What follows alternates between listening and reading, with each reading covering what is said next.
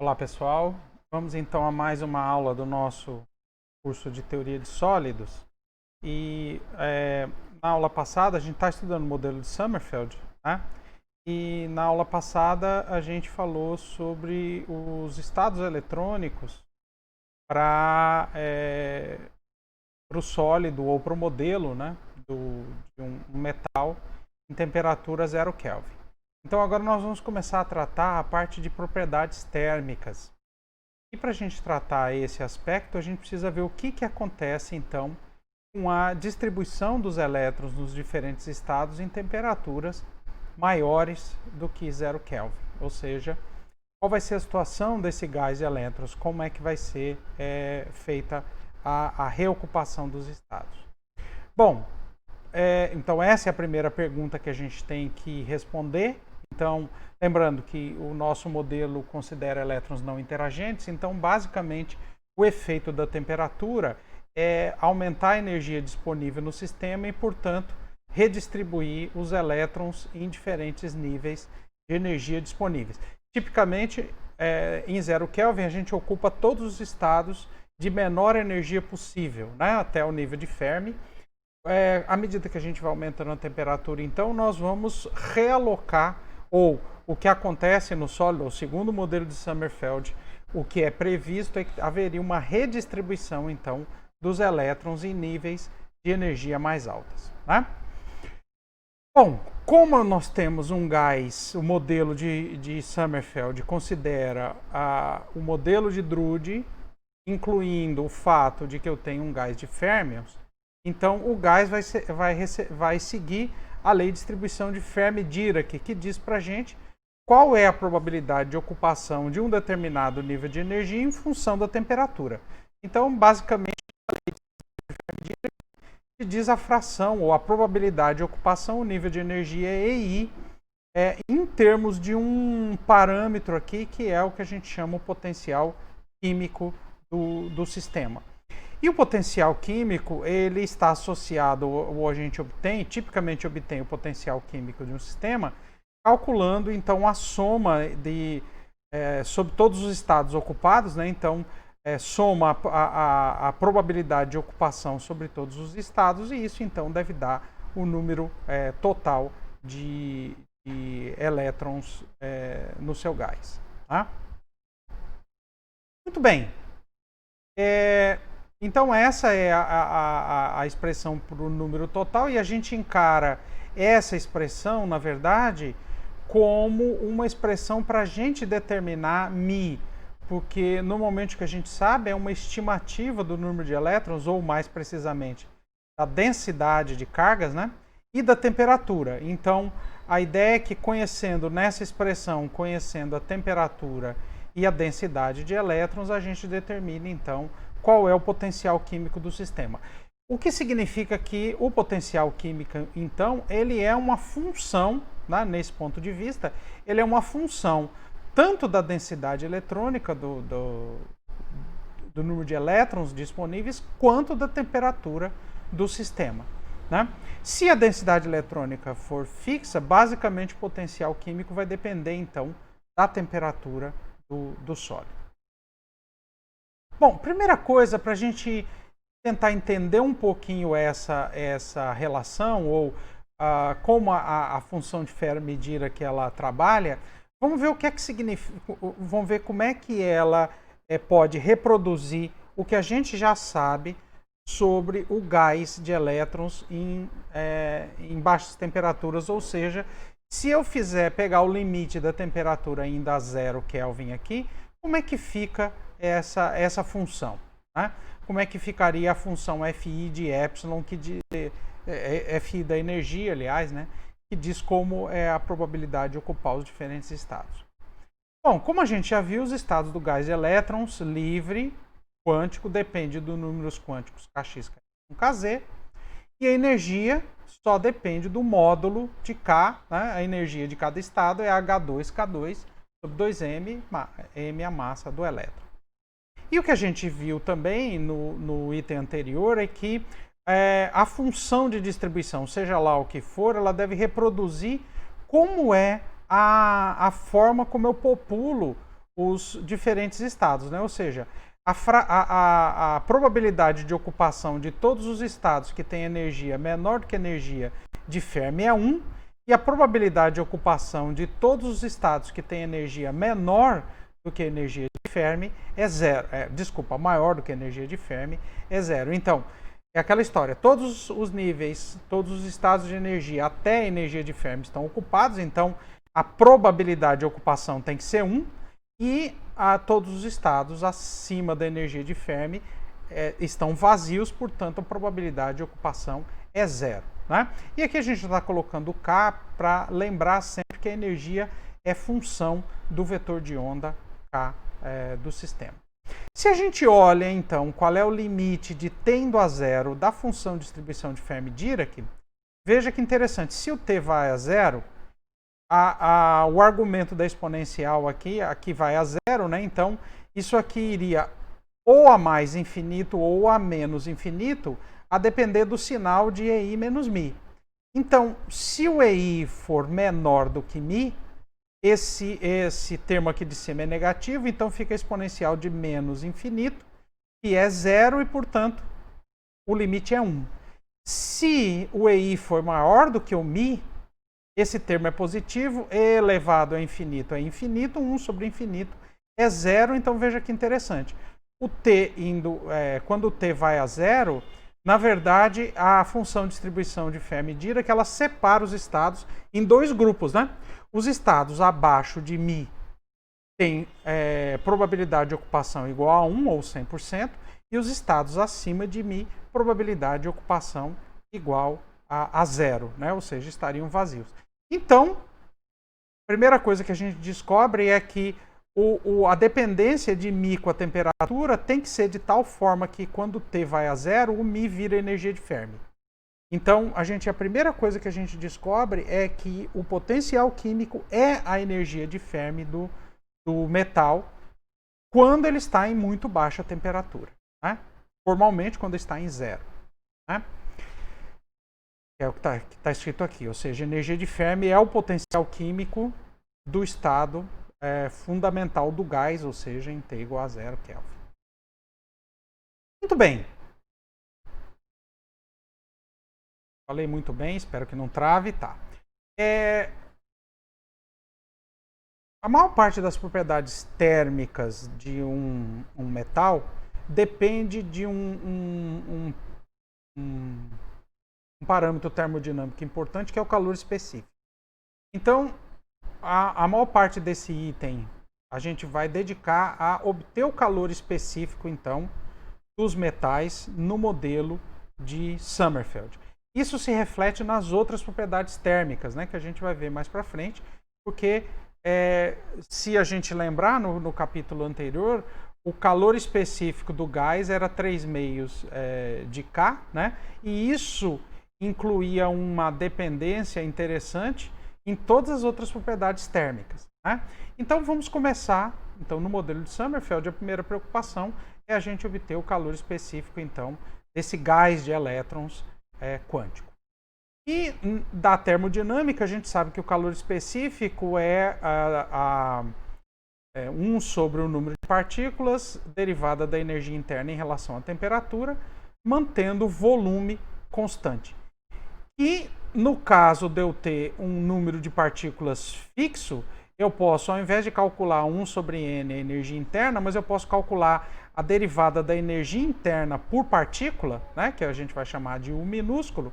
Como o n é fixo, ele passa para dentro, fica a derivada, a diferencial de U é igual a diferencial de Uzinho, que é U sobre N, porque N é constante. Então, o calor específico também pode ser escrito como sendo a derivada da energia por partícula em função da temperatura, mantendo o volume do sistema constante. E é claro, a gente vai calcular o calor específico, esse é o calor específico a volume constante, que é o mais conveniente para um sólido, porque tipicamente o que a gente tem num sólido é um volume constante, né? Sólido, um metal tem um pedaço, a gente corta um pedaço, então ele tem um volume pré-definido. Né? Muito bem. Na aproximação dos elétrons independentes, a energia interna, então se os elétrons não interagem, como é que eu obtenho energia interna de um gás com N átomos? Ó, cada vez que eu coloco um elétron, eu adiciono um termo de energia que tem a ver com qual estado que ele ocupou. Então eu vou somando a energia individual de cada um dos elétrons do gás, que pode ser obtido da distribuição de Fermi-Dirac, né? Se eu calcular, pegar o nível de energia, multiplicar pela probabilidade de ocupação do estado, que é a função de distribuição de Fermi-Dirac, e lembra, tem que multiplicar por 2, porque cada estado de energia eu posso acomodar 2 elétrons. Né? Então, se a gente calcula essa somatória, eu tenho energia interna do meu gás de elétrons. Né? Pronto, onde F de E representa, F de E de K representa a função de distribuição de Fermi-Dirac, que a gente colocou explicitamente a dependência da energia em K, né? Que é a função de onda, o vetor de onda, que é o número quântico, né, que indexa os estados quânticos do elétron no gás. Tá? Muito bem, copiei para cá. Agora nós vamos usar aquele mesmo truque, aquela mesma ideia, né, que a gente viu nas aulas passadas, que é essa somatória aqui, calcular termo a termo é complicado, porque normalmente a gente vai ocupar vários estados, né? Então a gente vai fazer uma troca disso aqui. Se eu divido isso aqui pelo volume e calculo o volume indo para infinito, eu posso calcular a energia interna por unidade de volume, né? Então, essa aproximação aqui, né? 1 sobre V da somatória em K de uma função qualquer de K, ela pode ser aproximada pelo limite de V indo para infinito da mesma somatória, que é a integral. Então, e basta a gente substituir, então, nessa expressão, o F de K pelo 2 epsilon de K, F de E de K, né? Assim, a energia interna por unidade de volume que a gente tem que obter é calcular essa integral, que é a integral de E de K, Fe de K, dk sobre 4π ao cubo, em cima de todos os estados possíveis do sistema, né? Porque agora a gente vai calcular a energia interna para qualquer temperatura. Então, em tese, eu faço uma integral no espaço K, utilizando todos os pontos possíveis do espaço K.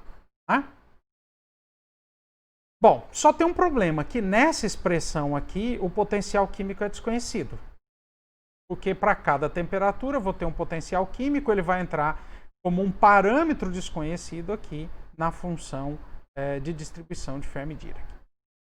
Muito bem, a gente pode fazer uma combinação dessa equação aqui com a equação para densidade de partículas, e a gente obtém, então, se a gente escreve em termos o número de partículas, o número de partículas é simplesmente a soma de 2 vezes Fe de K, que fica integral, então, de Fne de K. Né? Então, agora a gente pode encarar essas duas equações como um sistema e combinar as duas para tentar determinar, então, como é que fica o potencial químico. Se eu determino o potencial químico a partir da densidade de elétrons, eu sei, então, o F de E, eu uso o F de E aqui em cima e calculo U. Isso aqui normalmente é complicado de resolver, porque são equações integrais, então uma depende da outra, né? Então, na verdade, nós vamos ter que usar uma aproximação. Mas antes disso, vamos fazer uma mudança de variáveis, lembrando que, como a energia só depende do módulo do vetor de onda K, a gente pode eliminar essa dependência dupla, né? Porque aqui eu tenho F de E de K, converter isso, por exemplo, só numa integral em energia, né? Então, fazendo uma mudança de variáveis aqui, trocando dk por dE, lembrando que a relação de E com K é igual a H2K2 sobre 2m, né? Então, primeira coisa que a gente tem que fazer, essa integral é uma integral no espaço todo, a gente faz uma integral em coordenadas esféricas, então o 4π entra aqui por conta do termo angular, e aqui agora eu vou fazer uma integral desde 0 até o infinito, porque a energia começa com K igual a 0, né? E como vai entrar só termos que dependem de K ao quadrado, então esses termos aqui variam de 0 até mais do infinito. Então aqui já tem o 4πk2 que vem da integral do elemento de volume, o dk Fe de K, E aqui a gente pode agora converter, pronto, cancelando aqui o 4, né, simplificando, eu posso converter isso aqui numa integral em energia, desde que eu lembre que H2K2 sobre 2m é a energia, então converto esse K2 aqui em 2me sobre h cortado ao quadrado, o dk, né, o dE em termos do dk, resolvo isso aqui e escrevo em termos de uma integral em termos da energia. Todas as constantes que aparecem aqui eu vou incluir nessa função g de E, e eu vou colocar aqui também uma integral de menos infinito até mais infinito. Então, arrumando essas constantes que aparecem aqui, vai aparecer, nesse K2 vai aparecer um 2m sobre h cortado quadrado. No dk vai aparecer o 2m sobre h cortado ao quadrado de k, dk, e vai aparecer um raiz de... Corrijo todas essas constantes, e quando eu converto para uma integral, essa integral de 0 a infinito, para uma integral de menos infinito a mais infinito, eu lanço essa dependência dentro da função g de E. Ou seja, eu digo que a função g de E ela é zero, se a energia é menor do que zero. Faz sentido, né? Porque a energia num gás é uma partícula livre dentro, uma partícula presa numa caixa com um potencial zero dentro da caixa. A energia, então, a menor energia possível é a energia igual a zero. Então, para a energia menor do que zero, a função g de E é zero, e para a energia maior do que zero, ela vai ser uma determinada função da energia que vem exatamente da arrumação aqui das diferentes constantes e em termos da energia. Então, com isso, agora eu tenho uma integral em termos da energia que fica um pouco mais simples da gente trabalhar, né? Então, fazendo essa mesma conversão para o número de partículas e para a energia por unidade de partícula, não, por unidade de volume aqui, desculpa, né? A gente tem aqui, não pode confundir aqui, esse Uzinho é U por unidade de volume, e lá no calor específico é U por unidade de partícula, né? Então, preciso dar uma corrigidinha nisso aí. Então, convertendo aqui, eu vou ter essas duas integrais, ambas em funções em termos dessa função g de E. Lembrando que no f de E aqui a gente ainda carrega a dependência com o potencial químico, e a função g de E então é essa função aqui pré-definida para o caso de um gás quântico, né? Um gás de férmions, os elétrons presentes dentro de uma caixa. Essa função g de E, veja, como ela entra como se fosse um peso, né? Como ela entra como se fosse um peso no cálculo do número de partículas, e como um peso para calcular a energia interna na soma, né? Porque E vezes FE diria, é a probabilidade de ocupação, ou a fração de ocupação do estado com energia E vezes a energia do estado. E isso aqui te conta mais ou menos com que peso esse estado contribui, então, para a energia total. Então, esse G de E é chamada densidade de estados por unidade de volume. E a densidade de estados, porque a gente tem que lembrar que para cada energia E, a gente tem diferentes combinações de Ks, né? Então, todas as combinações de Kx, Ky, Kz, cujo módulo de K ao quadrado, né, seja igual a E, ou seja, todos os estados sob uma superfície de raio K, todos eles vão ter a mesma energia. Então, esse G de E aqui mede para a gente qual é a densidade desses estados, ou o número de estados por unidade de volume, ou por unidade de energia do sistema, né?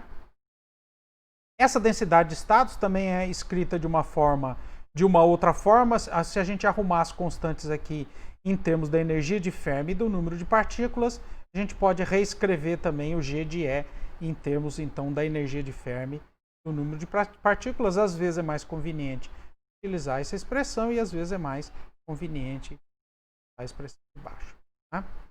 Bom, uma grandeza importante para a gente é sempre esses parâmetros na energia de Fermi. Então, da mesma forma, qual seria a densidade de estados na energia de Fermi? Ou seja, o número de estados disponíveis por unidade de volume, com energia igual à energia de Fermi. Bom, é só a gente fazer a substituição, faz o E igual a EF, essa raiz aqui fica igual a 1, então isso aqui é 3 meios de N sobre EF, ou em termos das outras constantes aqui, MKF sobre H2 e quadrado. Essa é a densidade, então, de estados na energia de Fermi.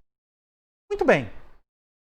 Então, nós temos aqui, recapitulando, nós temos essas duas integrais que a gente precisa calcular. Lembrando que aqui dentro a gente tem um parâmetro desconhecido, que é o potencial químico, né? Então, são essas expressões que a gente quer calcular. E essa forma de escrever, a gente dá preferência em teoria de sólidos, porque nós vamos ver que isso aqui é universal. Inclusive, a gente vai usar a mesma ideia quando eu tiver modelos mais sofisticados, né, para o G de E. Então, se eu tiver uma forma, se eu tiver outras aproximações, modelos melhores para descrever os estados eletrônicos, basicamente eu estou fazendo uma mudança no G de E, eu posso continuar utilizando essa expressão, então, para descrever tanto o número de partículas do gás quanto a energia interna por unidade de volume do gás. Então, mesmo para situações em que a gente tem modelos mais sofisticados, ainda a gente utiliza as mesmas expressões. Então, essa forma de escrever ela é interessante porque ela tem um caráter geral e nós vamos usar isso em outros capítulos. Tá? Muito bem. Essas duas integrais, de uma forma geral, elas não têm solução analítica. Né? Mas a gente pode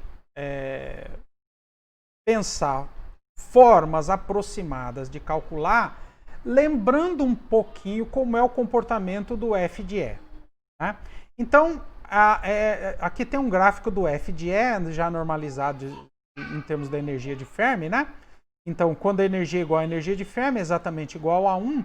E aqui tem o gráfico do F de E, aproximadamente o gráfico de F de E, à medida que eu vou mudando a temperatura. E aqui eu estou colocando nesse gráfico em termos de frações da temperatura de Fermi, né?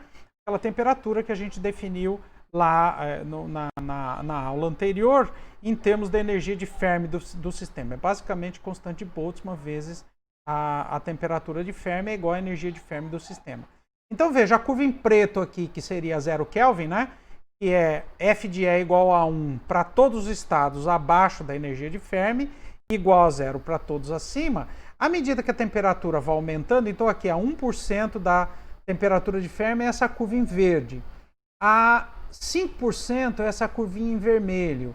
A 10% é essa curvinha aqui com a cor, sei lá que cor é essa aqui, entre azul e verde.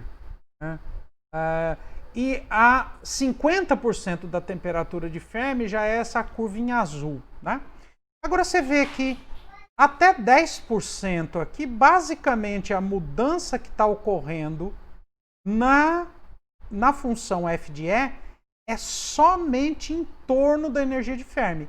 Veja que aqui, para esses estados eletrônicos que estão, ou essas energias que estão longe da energia de Fermi, praticamente a função F de E não se altera. É exatamente igual à função F de E para t igual a 0. Então, a grande alteração que acontece é em torno da energia de Fermi. Tá? E para temperaturas mais baixas, é bem próximo da energia de Fermi mesmo. Tem outros gráficos aqui em que eu dou um zoom aqui. Então, aqui seria 80% da energia de Fermi, 60%. Você vê que a maior... Desculpe. A maior parte aqui está concentrado dentro dessa região entre 90% e 110%, né? Então 10% para mais ou para menos da energia de Fermi é onde a gente tem alterações mais significativas, né? Se a gente considera até 10% da temperatura de Fermi, na função F de E. Então, qual é a ideia? A ideia é que como essa função F de E ela se altera só em torno da energia de Fermi, então o que a gente pode fazer? Fazer expansão em série de potência, né? Em torno da energia de Fermi. Né? Considerando que, de uma maneira geral, as temperaturas usuais elas são muito menores do que a temperatura de Fermi. Né? Na aula anterior eu mostrei uma tabelinha que era da ordem de 10 à quarta, né? Então era da ordem de 10.000 Kelvin. Então a temperatura usual é da ordem do quê? Centenas, 300 Kelvin, é de 10 ao quadrado. Então tipicamente nós estamos nessa região aqui, ó, entre até 10% no máximo, né? 10% já seria 1.000, né? Muitos metais, inclusive, já fundiram em 1.000 Kelvin, né? Então você vê que normalmente a gente está numa região em temperatura baixa, né?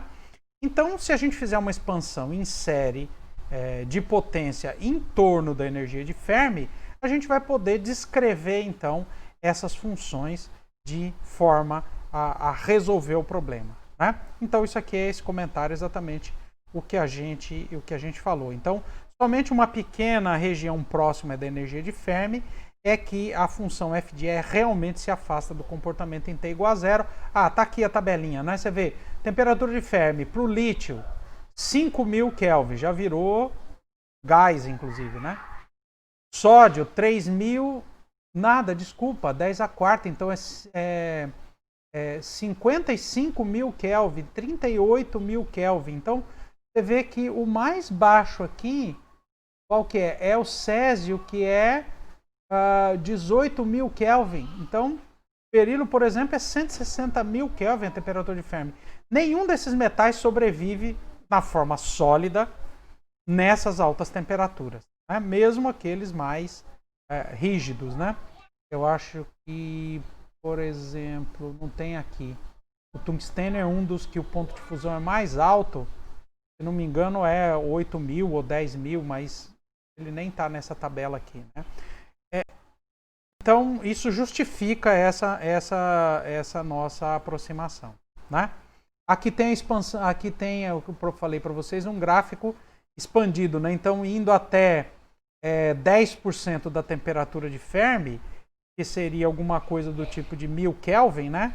Então, você vê que a gente tem uma alteração somente até, digamos, 92%, né? No máximo 90%, a maior parte está aqui 5% a mais ou a menos da energia de Fermi, que eu tenho alteração da função de distribuição de Fermi-Dirac, né?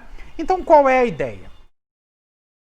Baseado nesse comportamento da função f de E, é que integrais desse tipo, para valores usuais, vão diferir muito pouco do valor que essa integral teria se a gente calculasse em t igual a zero, que é basicamente fazer a integral de menos infinito até a energia de Fermi, né? Porque a grande questão aqui é exatamente esse limite, sabe? Porque quando a gente aumenta a temperatura, se a gente está em T igual a zero, a gente sabe que a gente vai ocupar os estados só até a energia de Fermi. Quando eu aumento a temperatura, eu começo a espalhar os estados em energias maiores. Então a pergunta é até onde eu vou ocupar, né? Então a ideia é que essa integral aqui, à medida que eu aumento a temperatura, vai diferir pouco desta integral aqui, que é a integral que a gente teria se a temperatura fosse igual a 0 Kelvin, né? E essa diferença, na verdade, só vai depender da forma como a função h de E é em relação a f de E e principalmente qual é o comportamento da função h de E que eu vou estar integrando nas energias próximas do potencial químico, ou a gente poderia dizer na região próxima a uma energia igual à energia de Fermi. Então, o que vai definir qual é a mudança que vai ter daqui para cá é quão rapidamente a função h de E, que eu vou incluir aqui, ela se modifica, né? Porque essa f de E, que é a lei de distribuição de Fermi-Dirac, a gente sabe como ela é. Muito bem, então qual é a ideia? Aqui nós vamos expandir a função h de E numa série de potência em torno do potencial químico. Então a ideia é essa. É fazer uma expansão em série de potência, calculando o h de E exatamente no potencial químico. Então isso aqui é, né? Então, 1 igual a zero é o H calculado em μ. Aqui é o primeiro termo, é DE, é DH, DE, E menos μ dividido por 1, é o primeiro termo, né? Aí vai dar E menos μ ao quadrado dividido por 2 fatorial, assim por diante. Série de potência sem nenhum segredo, gente. Uma série de potência comum, tá? Muito bem, então A ideia aqui agora é a gente substituir essa série de potência dentro dessa integral. Tá? Então tá aqui. Substituindo, a gente tem o primeiro termo vai ficar uma integral de como é a energia calculada igual a μ. Quando eu substituo aqui dentro, né, vai ficar h de o primeiro termo vai ficar simplesmente h de μ, ou seja, vai ficar um h de E', mas como energia é igual a μ, então vai ficar uma integral de menos infinito até μ desse dE, o h de S. Aqui é o termo correspondente à primeira I igual a zero, né? E assim por diante, aqui fica uma somatória, então. Agora, quando eu substituo aqui dentro, como eu tenho uma derivada, tem a integral, tá? Faço a integral do termo da derivada e a gente obtém, então, derivadas que são decrescidas, né? Digamos assim, de uma unidade, tá? Essa aqui é chamada expansão de Sommerfeld. Então, essa ideia que a gente está falando, toda até aqui, foi uma ideia de Sommerfeld, de como tratar esse problema. E essas constantes A de I aqui são constantes que tem a ver com os coeficientes que a gente arruma aqui, né? Então aqui vai ter um I fatorial, tá? Então tem uma série de coeficientes que vão aparecer aqui que são tipicamente próximos de 2. Tá? Muito bem. Eu acho que eu vou parar por aqui essa gravação, porque a aula já está ficando comprida. Daqui a pouco a gente volta então na próxima aula para falar como é que a gente vai usar então essa expansão no cálculo, tanto na obtenção do potencial químico, como do número de partículas, como da energia interna por unidade de volume. Valeu, pessoal, até a próxima.